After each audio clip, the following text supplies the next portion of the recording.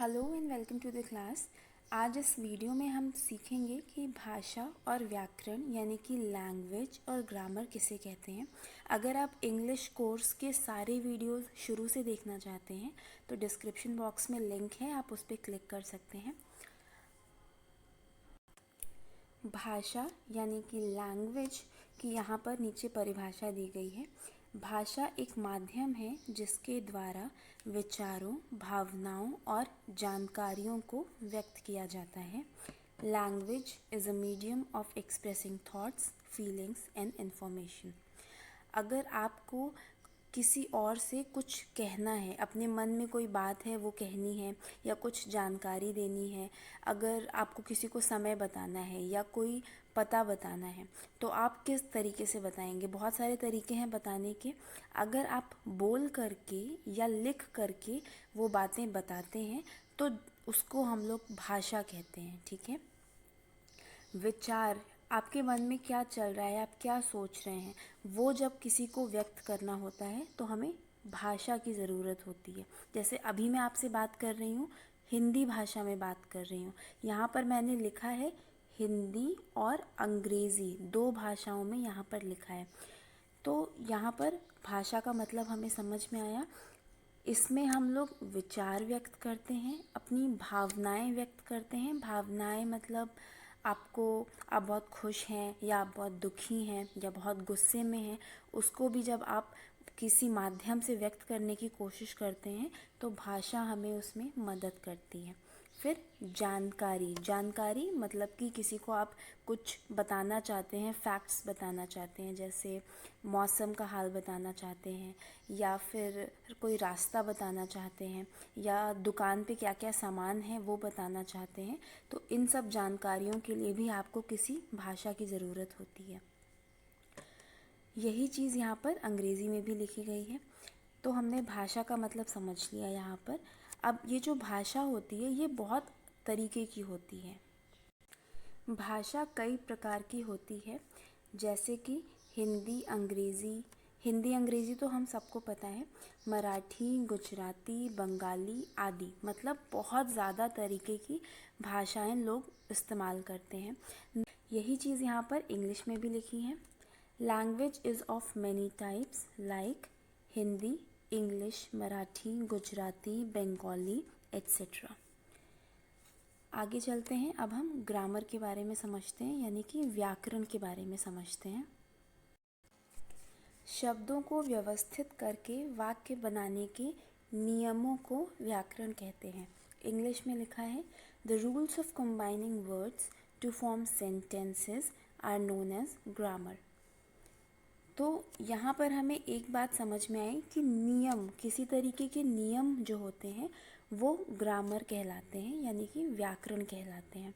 अब इस नियम से हम क्या सीखते हैं? हम ये सीखते हैं कि कैसे किसी भाषा के अलग अलग शब्दों को व्यवस्थित करके लिखा जाए, एक तरीके से लिखा जाए कि उसका कुछ मतलब निकल सके। इसको अब हम एक उदाहरण से समझते हैं। यहाँ पर एक वाक्य लिखा हुआ है, मेरा है पास घर, स्कूल मेरे बहुत के। इसका मतलब समझ पाना थोड़ा मुश्किल है।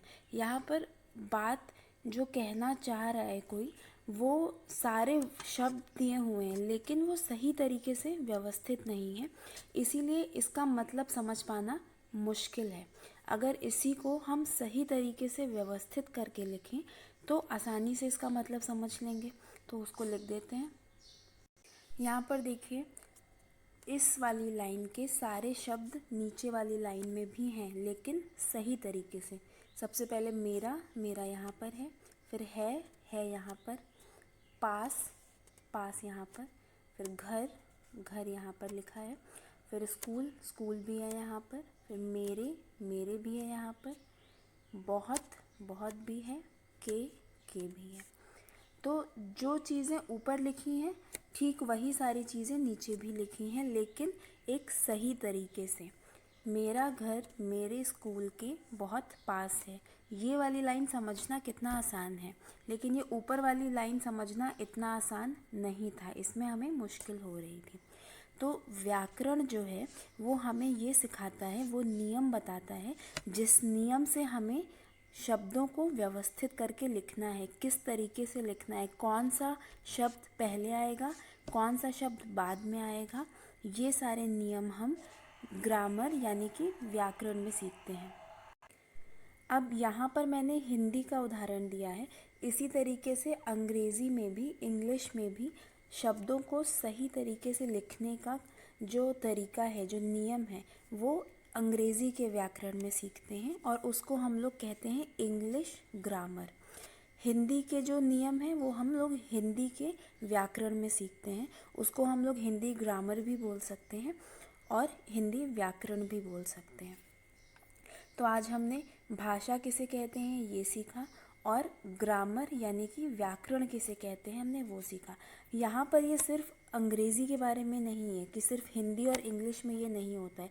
आप कोई भी भाषा देखेंगे, हर भाषा को लिखने का एक तरीका होता है जिसको हम लोग उसके व्याकरण में पढ़ते हैं, चाहे वो संस्कृत भाषा हो या उर्दू भाषा हो या फिर मराठी हो, बंगाली हो। सबके शब्दों को लिखने का जो तरीका है वो हम उस भाषा के व्याकरण में सीखते हैं। तो आज के लिए इतना ही है। आप लोगों का होमवर्क ये है कि सबसे शुरू में जो 2 मैंने यहाँ पे परिभाषाएं बताई हैं उसको आप लोग अपनी कॉपी में लिख लेंगे। एक बार मैं फिर से दिखा देती हूँ। आप लोग की इंग्लिश की जो फेयर कॉपी है जिसमें आप लोगों ने अभी तक बहुत कम काम किया होगा, उस कॉपी में नए पेज पे डेट डाल करके आपको ये पूरा पेज ऐसे ही लिखना है जैसे मैंने यहाँ पर लिखा है। सिर्फ ये वाला पेज अभी लिखना है। ऊपर जो चीज़ हिंदी में दी गई है उस वही चीज़ इंग्लिश में यहाँ पर लिखी गई है, दोनों का मतलब सेम है, तो आप हिंदी और इंग्लिश दोनों में लिखेंगे। ये करने के बाद आगे आप लोग को व्यवस्थित करके वाक्य बनाने के नियमों को व्याकरण कहते हैं। ये चीज़ कॉपी में लिख लीजिएगा। अगर आप लोगों को कोई कन्फ्यूजन हो, आपको कुछ भी पूछना हो तो आप प्लीज़ मैसेज करके पूछ सकते हैं। आज के लिए इतना ही। Thank you.